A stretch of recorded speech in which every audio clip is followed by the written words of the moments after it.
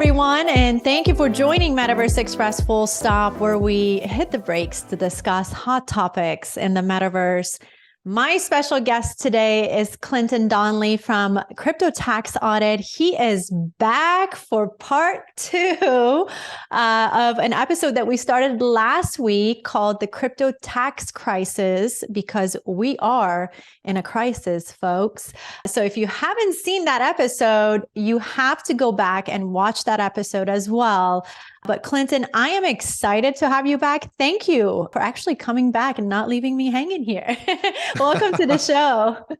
Well, it's a pleasure to be on your show. It's always a very thoughtful conversation, and it's a delight to talk to you and to be a part of your audience. Oh, the feeling is definitely mutual. Let's jump right into it. And I am going to have you do an introduction for our new viewers, but let me just get them caught on what we did last week. Last week, we started with an introduction on the state of crypto taxes, and we looked at our transactions and swaps on centralized and decentralized exchanges. We also talked about how the IRS views our earnings in liquidity pools, in in-game economies, and as far as in-game assets are concerned. And we also talked about crypto losses and those deductions, because we know that's what everybody's struggling with right now. So again, if you guys haven't seen it, you really need to go back and listen to Clinton break down those very, very important topics. But for today, Clinton, I know some people have met you, some people still don't know you, but I want to give you another opportunity today to tell the viewers about yourself, about your background, what you are up to. A little birdie told me you're also working on a podcast. So give us a little scoop about yourself before we dive into questions. Very good. Thank you very much. I've been doing tax return preparation since 2015. We've been doing crypto tax returns starting in 2018, and now it's exclusively what we do. I have a company of over 20 employees. We have our own in-house crypto accountants and forensic accountants that reconcile people's gains. We have CPAs that work for me that prepare the tax returns according to my own bulletproof crypto tax return standards. We also defend people in audits. I represent people who are getting audited on their cryptocurrency reporting, and we defend them through the audit, through appeals, up to tax court. We do the whole, it's full service. We're also coming out with some services to monitor your addresses to see how much dirty coins there are in there, kind of an anti-money laundering health check. We're coming out with that. So very exciting stuff. And I'm excited to talk today about, the gain calculation, I think, primarily. I am coming out with a podcast. We're starting the Clinton Donnely Show. It's very creative. The Clinton Donnely Show is starting by the end of next week. We'll be releasing it on YouTube, and I'm sure some other platforms will follow thereafter. Our YouTube site is Cryptotax Audit. I can be found on Twitter. So if you like what you're hearing, want to follow more, please like me or follow me on Twitter at Cryptotax Fixer. Slightly different, Cryptotax Fixer. And my website is cryptotaxaudit.com. So yes, I would say at this point in time, I have some of the largest crypto traders in the US are my clients. And there's nothing is too complicated for us. I've had clients with 5 million transactions we calculate gains for, active traders, people with 75 wallets. It's nuts. And that's what people are doing out there, especially in the metaverse. People are really pushing the edges of what's going on in crypto. So it doesn't terrify us. We actually jump into it. Nothing's too big. 75 wallets sounds terrifying to me. I'm not going to lie. I can hardly manage 3. 75 forget wallets. Yeah, no, exactly. And I have to say, it really is true. It is frightening out there. And truthfully, there are not a lot of people like you out there who understand crypto and understand accounting and understand the government and all the laws and regulations that are going to be applied. Just finding you and having this conversation, I would have never found you had I not gone to events and seen you speak on stages. So I really want my audience to know that you truly are a gem, and the services that you offer are very, very valuable. I will leave the website and the information in the notes section. excited about the show. I'm actually surprised you didn't call it Taxes Are Sexy, because that's your that's your slogan. Clinton does believe taxes are sexy. Taxes are sexy. It's very sexy. I could go into telling you why, but one of the things that always hit me was, I I never talked taxes with my parents. My mom would sit down on a Sunday, one like in April, and it like, don't talk to her. She's doing taxes, and then off they'd mail it. And you go up to high school, nobody ever talks about taxes. They don't even talk about sex. And, there you are, you're an adult, and all of a sudden you got to pay taxes. And a lot of crypto traders in the same realm, I've talked to a lot of traders who've, outside of the money they made at McDonald's, this is the first thing they've ever done, and they don't know anything about taxes. Yeah. So people call me up and they tell me, I say, tell me about your trading. They'll say, I did this, I did that, I made 100 here, I lost 500,000 on this trade. They tell me things they don't even tell their wives. And it's very much like when you go to a doctor's office, the nurse brings you down in some little room, sit on this gurney here and take off all your clothes. You don't even know who's going to come in next. You're almost naked. Yes. And the same thing with taxes. Taxes are sexy. Everybody wants to talk about taxes. Everybody gets excited when someone else gets burned on their taxes, as long as it's not them. And so, yeah, it's a very intimate thing. It definitely is. I mean, the things you hear, I can only imagine. It's sexy on your end, by the way, we must say. But I digress. I want to take us back to the exchanges where we kind of left off, because we are approaching the tax season and we're all expecting our 1099s from the exchanges. I think last year or the year before, that was the first time we actually started to receive them. And we're all hoping, keeping fingers crossed, that they reflect our gains in 2022. But I do always wonder, and I want to ask you this question. I want to see if you can talk to us about the accuracy of the gain calculation that are done by decentralized exchanges. And you and I were talking about this, and there was a presentation that you showed me that just blew my mind. Will you shed some light on how these gains are calculated on these different exchanges, and are these exchanges aligned? That's a great question. We've always, ever since we started doing gain calculation in 2018, I actually subcontracted one of these companies to do the gain calculation. In 2019, end of 2019, I started doing our own gain calculation with our own staff. We built our own processes, methodologies. And we were very happy going along, but at the same time, we started to realize that everybody was calling up complaining about the service that they used, and they wanted us to do the calculation. Mm-hmm. And we have companies that call us up all the time to ask us to use their services, but we focus on a couple key ones that we really have high confidence in. We did a benchmark last year. I asked my crypto analytics manager, I said, Ben, take a couple of our clients that we've been using for a while that have really clean data, and it's all on US exchanges. So, this is centralized exchange data, so that we have really consistent, trustworthy records, not really missing much in the way of data. Mm-hmm. And let's have your staff run it against all the different services out there. We have a repeatable reconciliation methodology for cryptocurrency. So I know it's all going to be done the same way. It's just we're using the tool and what the tool provides. So same methodology, but using what the tool provides.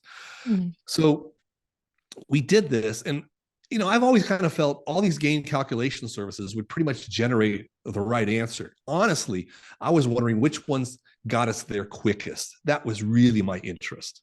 Mm-hmm. But when Ben showed me the answers, I was literally flabbergasted. I'll show them to you here. And yes, please do. Every time I look at these numbers, I'm speechless. Let me just show this to you. So this was a benchmark. This client had some money, so the trade numbers are higher. Don't worry about the total dollar amounts. It's all the relativeness of it. If you were a smaller trader, the same relativity would happen, just smaller dollar amounts. Okay. Mm-hmm. Subtract to zero, if you will. But this client felt he had maybe 300 trades. That's what he felt like. Okay. Mm-hmm. All on centralized exchange. Now, with centralized exchanges, we get the transaction records from the exchanges. We're talking Kraken, Coinbase, Bittrex, and we get either a CSV or an API file. Typically, in this case, we use the API files. Mm-hmm. So every one of these services got the same data. And when What? we load it up at the end, we then ask it, how many transactions were there? Now, of course, they all got the same data.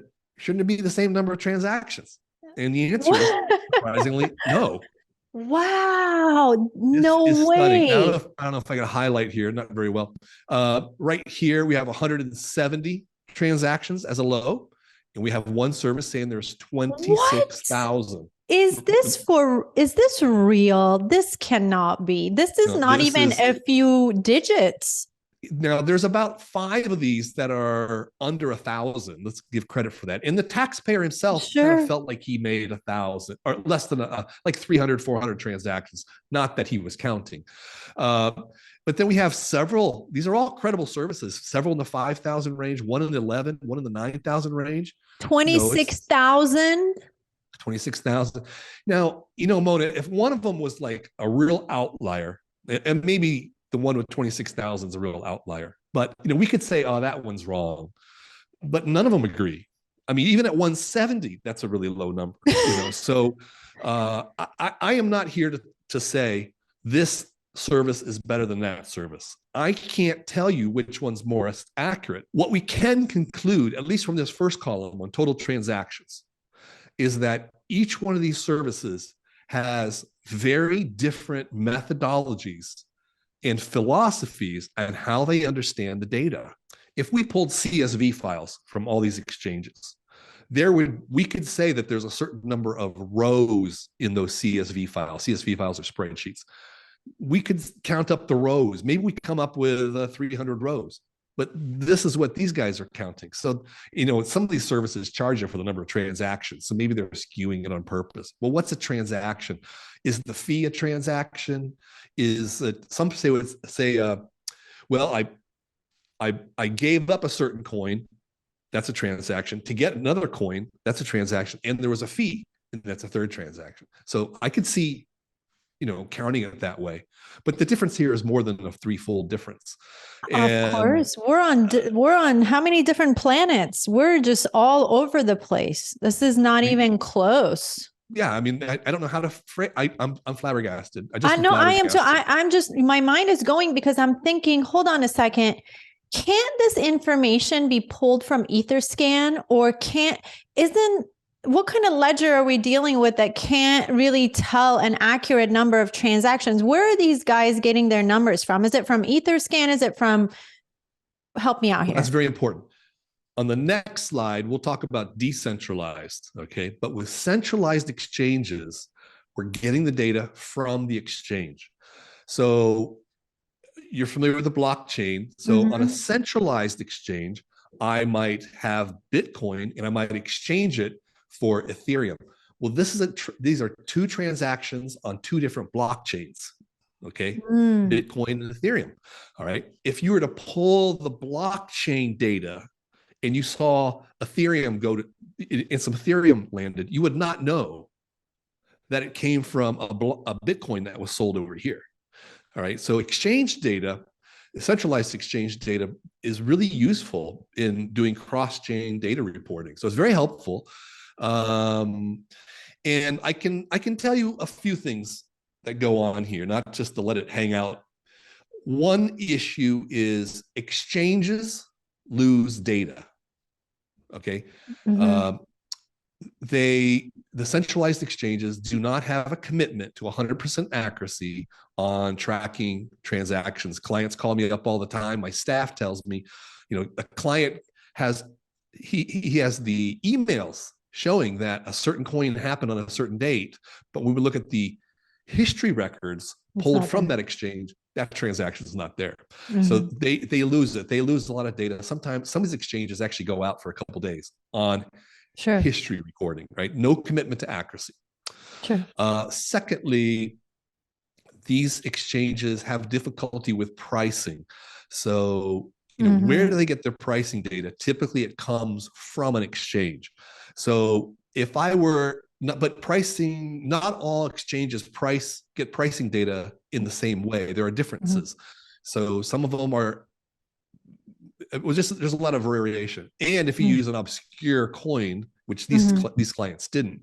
You could have very erratic pricing.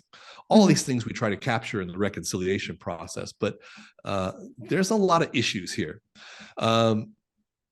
Now, some of these services, there's one service up here that anytime there's a transfer in or a transfer out to, say, a wallet, they just throw those transactions away.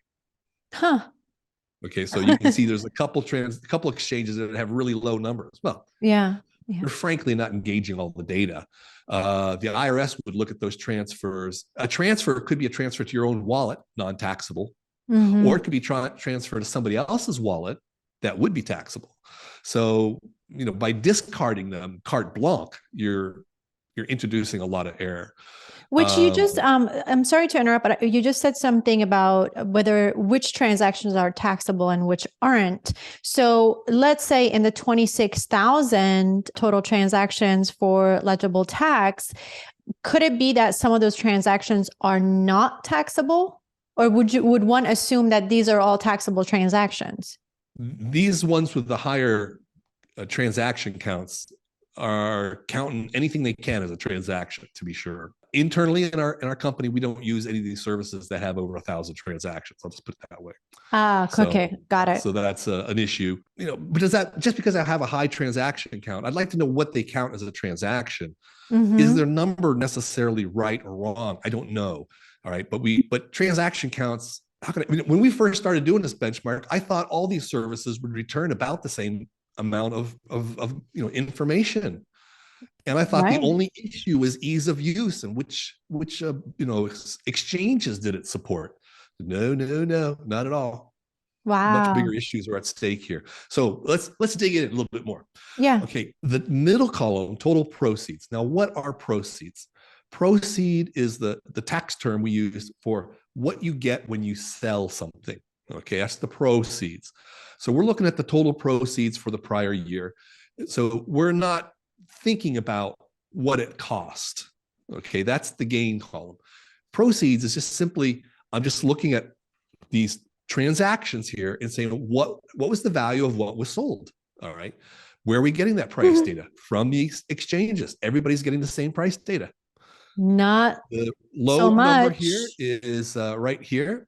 We have just shy of 1.2 million.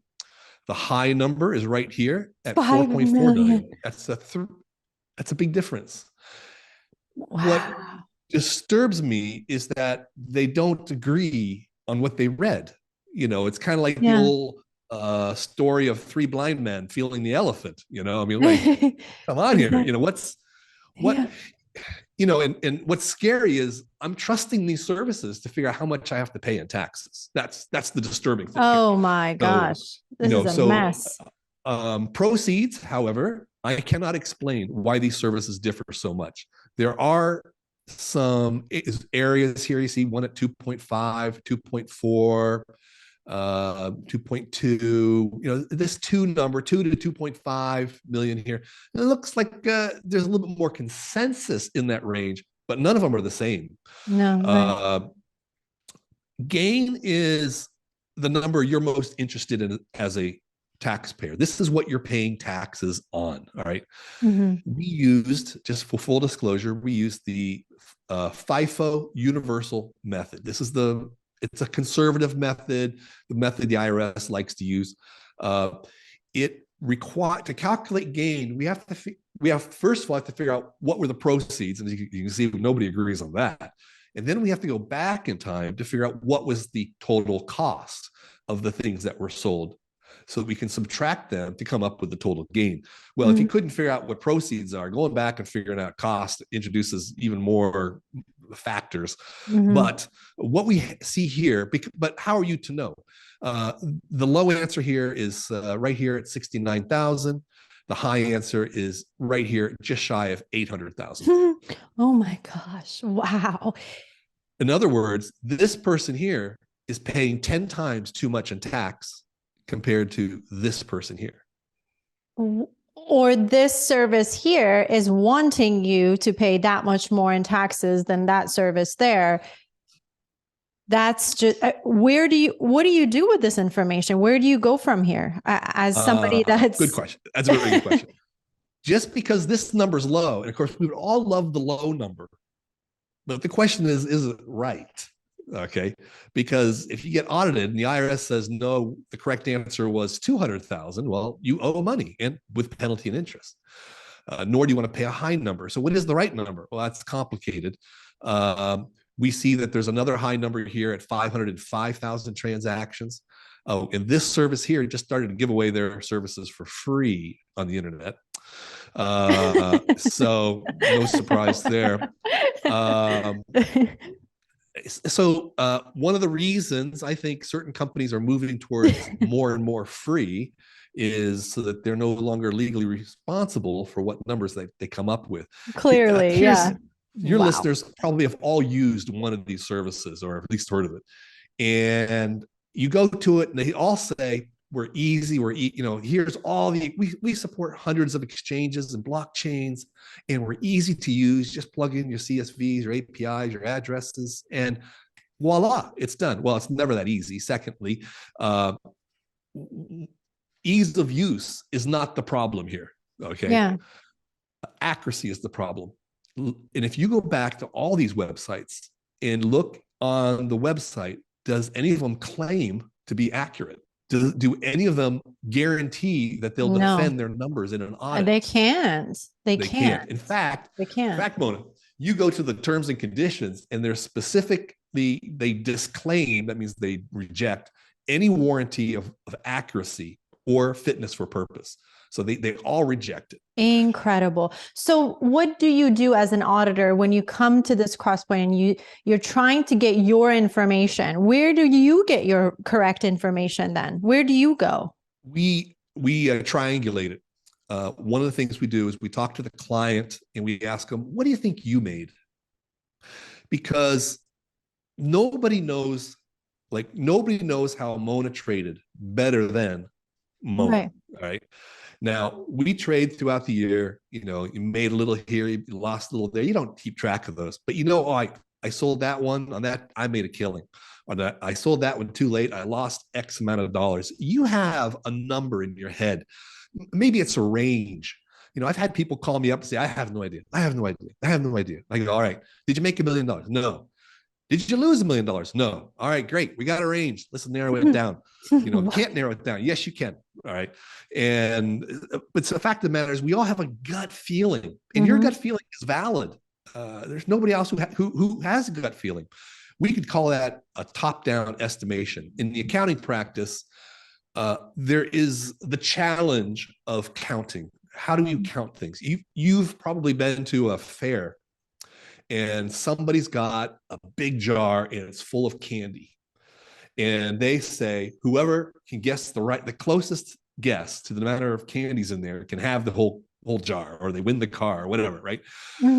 So how do you look at that challenge? Well, every inch has this many candies and the circumference, and everybody's going to have their own methodology of how we tackle the problem of how do we count something when complete accuracy is not possible. We would love to do reconciliation where we match in crypto, where we match, you sold it this date, you bought it on that date. But you can't. Why? Well, there's missing records. There's missing sell records. There's missing buy records. And this screws around this data completely. So, for example, if we have a sale transaction, but the transaction records don't show you ever buying it, or you've already sold all the ones that you had, so there's no more left. Let's put it that way. What does the service say is your cost? Some of these services will say, well, your cost was zero. Okay, which is not true. You paid something for it. All right. Other services will highlight to you that you need to provide that number. You need to come up with a number. So this is kind of how we start to have reconciliation. Bottom line is, we start with your estimation, and then we go through the reconciliation effort. As we start to find that there's errors, typically there's a story. Oh, yeah, I moved some stuff over to Tron and this and that happened. And I had a wallet and I lost it. Or I moved money to Cryptopia, then Cryptopia, coins in Cryptopia closed down. We can't get the records. Right now, for crypto traders, you can't get your transaction records out of FTX, Voyager, Celsius, BlockFi, Celsius. You got big Luna. holes in your data. Yep, exactly. IRS doesn't care. You got to pay your taxes by April 15th. You can have an extension, file the paperwork later, but you want to pay the taxes by the 15th. So you have holes in your data. You know, these services all assume that your data is flawless. Even with flawless data, as we're seeing here, they're worthless. We're far from flawless. One takeaway is don't report on your tax return any more income than you believe you had. Okay. Secondly, you may have to use your guess when reporting on your tax return. We've actually had clients who have had such massive transaction situations that we basically went with their guess. And we used the same model I just said. What do you think your high limit is, your low limit? Let's split it. Let's report it.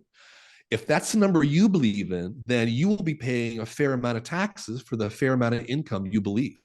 And if you get audited, we can then take it to a whole nother level of defending that. In an audit, I don't have to prove your number's correct. I just have to shoot a lot of holes into the IRS numbers to shoot them down in tax courts, which is our strategy. So that's, I mean, when I talk about the estimation method, we have some clients who, made tens of millions in gain, and you went with an estimate.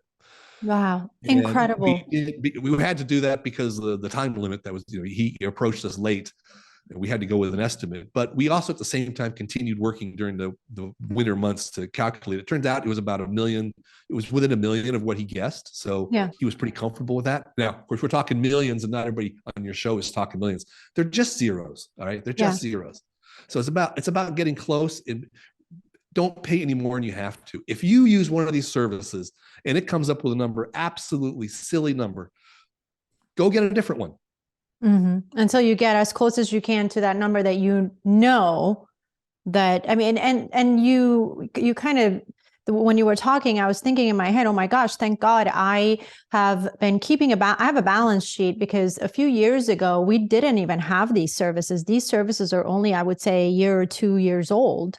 I had to monitor my entry numbers and exit numbers, and I still have a spreadsheet, a balance sheet that I use. I need to see it in front of me, and I know not everybody will do that because it's a job. It's a job, and you're basically your own accountant and keeping track of your numbers. But like you said, it goes a long way, because even if you have some type of idea where your numbers should be, that gives people like yourself something to work from. And I think that's very, very important here for people to understand.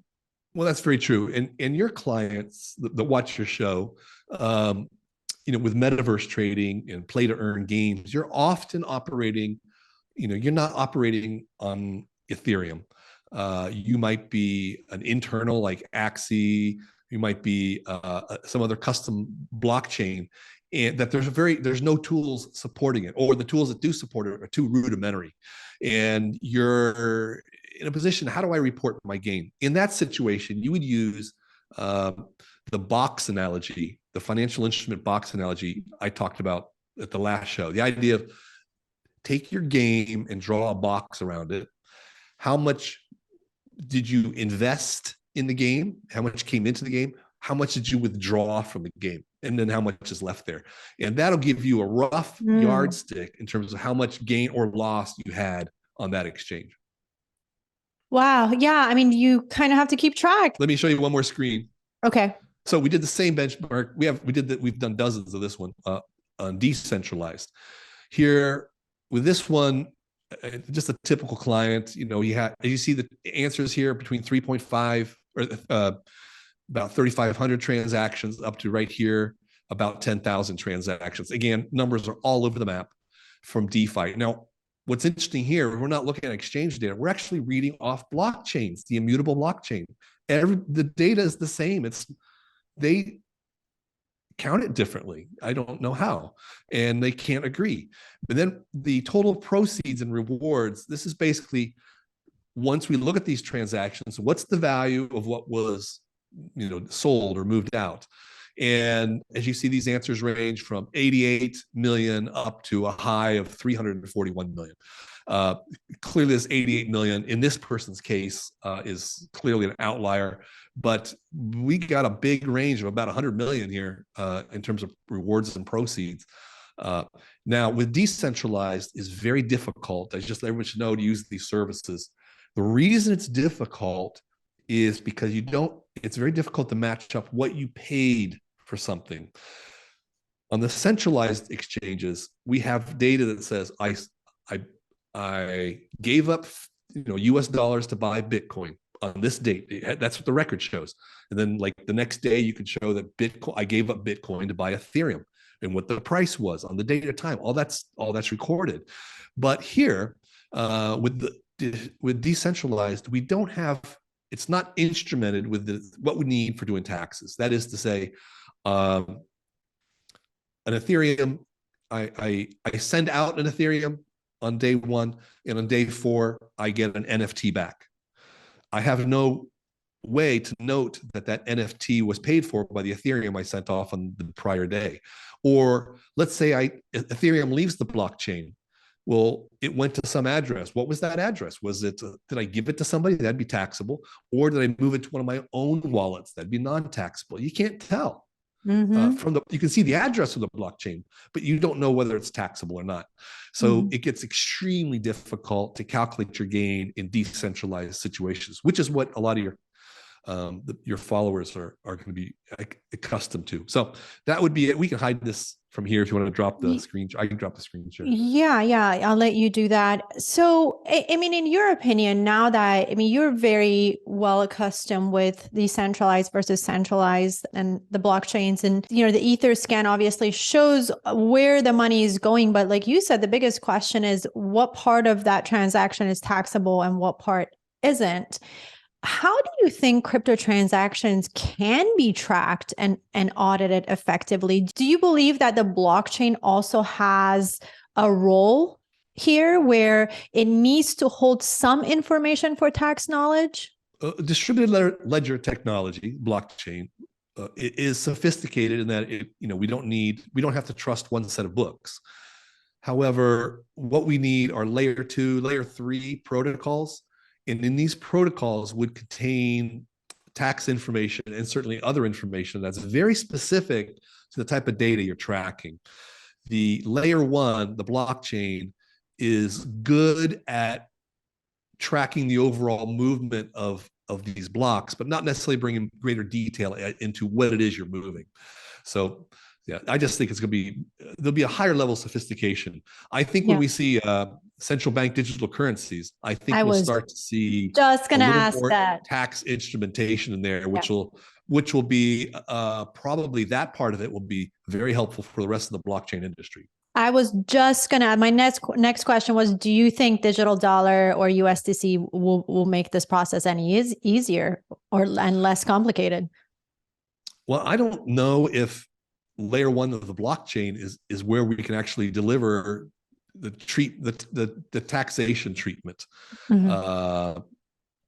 So, for example, a company, they buy something, the accountants would classify what it is they bought. Oh, this is a car, therefore it's on a 7-year depreciation schedule. Oh, this is a computer, therefore it's going to be on a 3-year depreciation schedule. These are the types of things real accounting systems do, and I just don't think it's going to be there at the level that they want.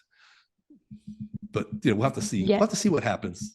And I since we're here, I meant to ask you this at during our last interview, but I do really want to know it. It's been itching to ask you this question. Are you pro CBDC? What are your thoughts on that based on what we're talking about? Do you think that will make things less complicated? Or is it a blessing and a curse? Well, I think clearly paper money has gone the way it has. Electronically managed money through a distributed ledger is something that everybody can trust and have high confidence in. Does that mean that governments, because it's not a true autonomous blockchain, the government or central agency does have the ability to manipulate it?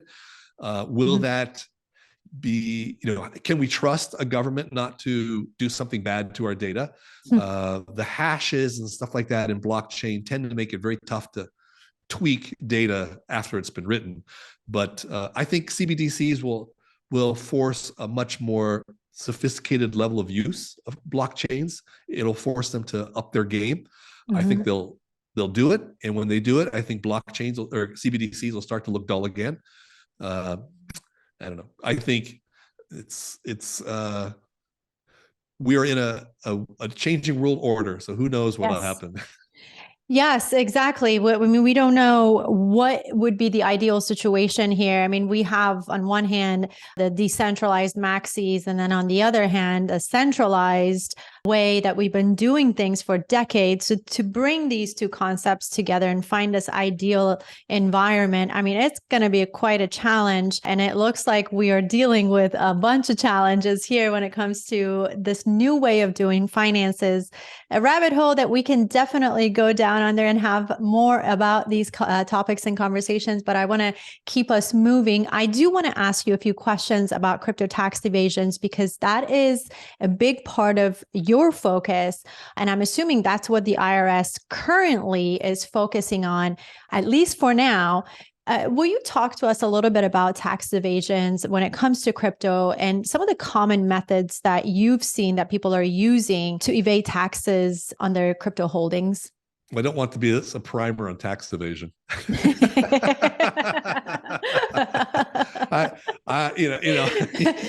Taking notes. I'm taking notes. Clearly, the IRS, it knows about some of our taxes, some of our trading.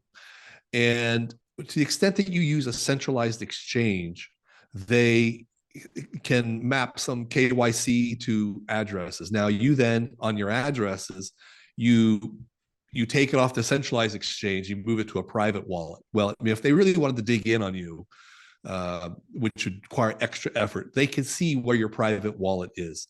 They can then map your private wallet, see where your money is going, and they can find you. I can tell you about one of my clients who went to jail and how they found him. He had only received cryptocurrency from one other person. That cryptocurrency, it was Bitcoin. It had never been on an exchange, it had been mined, and it was sent directly to him. And he used that and engaged in various purchases and activities and never reported any of it on his tax return. One day, two agents from the IRS Criminal Investigation Group showed up at his door. His wife answered. These are the guys with the guns and the badges. And they said they wanted to talk to him. Please come on down. He came on down for an interview. He brought two lawyers. He refused to answer any questions. They said, well, we're still going to investigate you. And what they did was, unbeknownst to him, they dusted his Bitcoin wallet. They knew his address. They dusted it with Satoshis. These are the smallest things that you can trade. And now the nature of paying for things with Bitcoin is it will use Satoshis as change to get to the right amount to send. So every trade he does, these Satoshis go with it. And the IRS could track the Satoshis, and they could see that he had spent, and they could see where it had gone. And then he got a call from the U.S. District Attorney's Office, Department of Justice, informed him that they were going to be sending him an indictment for tax evasion. Or in his case, it was tax fraud, because he had filed a return but not reported the cryptos. At that point, he talked to two tax attorneys, expert criminal tax attorneys, each with about 30 years of experience. They both told him the same thing. Your best hope is a plea bargain, because it's cut and dry. They've got you. They don't have to prove how much gain you made, like everything we've been talking about. They don't have to prove any of that stuff. All they have to do is show that you moved a minimum of $10,000 and didn't report it on your tax return. And he ended up having to pay almost $250,000 in fines. And he had a 1-year sentence in prison, of which he served 6 months in prison. Oh my gosh. I was just going to ask, what are some of the steps to mitigate? But I guess there's no mitigating, right? Jail time is mitigating. Wow. And he had to go back and file past tax returns, pay late fees and interest on all that. And I was actually able to save him $75,000 on a refund. I won't get to it, but he, he had to, so he really didn't save anything. Yeah. And as he would say, he said, Clinton, I'm a felon for the rest of my life. I've served my time, everything's over, but for the rest of my life, I'm a felon. If I get pulled over by a policeman for going a couple miles over the speed limit, Yeah. he pulls my driver's license, sees I'm a felon. What do you think the chances are I get off with a warning? 100% you're going to jail again. Well, it's the rest of his life. And Yeah. when you're a felon, you can't get a job in the defense industry, the finance industry, security industry. I mean, there's certain aspects of it that are a life sentence, and your family will know about it. It's something about you that you're constantly trying to hide. Yes. So we're talking serious stuff here if you're an evader. So some people, like he tried to evade because he never used centralized exchanges. Doesn't mean they wouldn't find you. We don't know how they found him, but doesn't mean they wouldn't find you, wouldn't capture you. This is the focus of the IRS right now, is going after that. It's so much easier to capture that person because they're automatically going to file all their past tax returns and correct all them. Plus, you get the $250,000 penalty. It's very cheap. They don't really have to prove much. Whereas in a full audit, they have to do gain calculation and pull records. It is a lot more labor intensive. Craziness. Who knew the IRS is after dusting your Satoshis? An eye-opening moment here as well. Well, we are almost running out of time here. There's a few other things I wanted to discuss with you. I want to talk about NFTs, but we might have to, every time I see you, we're going to have to make another part after this part. So we might be going after part 3, but I do want to end our conversation with a couple of questions that the viewers had asked during our last interview. If you don't mind here, I just have 2 questions very much related to what we were actually talking about. Mr. Whisper ASMR, he asked, what triggers an IRS audit? Very along the lines of what we were talking about. The IRS, the most common way you get triggered on an IRS audit is when the IRS knows about more income than you reported on your tax return. Most of us, when we think about our income, we think about adjusted gross income. We're talking about, money in my back pocket, whether physically or electronically. When the IRS thinks about it, they think about total positive income. This would be the proceeds without concern for the cost. It would be the income from your business without concern for the expenses in your business. So we're looking for the big positive number. These things they can pull off your tax return, off your business return, off Schedule D for your investment return. They can see the total proceeds number. Remember, we were looking at total proceeds on these on those charts. Now, they too know about total proceeds. Where do they learn about total proceeds? They learn about total proceeds directly reported to them from certain exchanges. They will also pull the data from from exchanges themselves.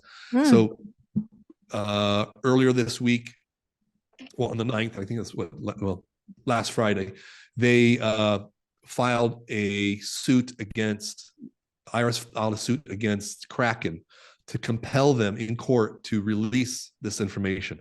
A year prior, they had given them Kraken's a summons to turn over all the transaction data for U.S. clients from the year 2016 on.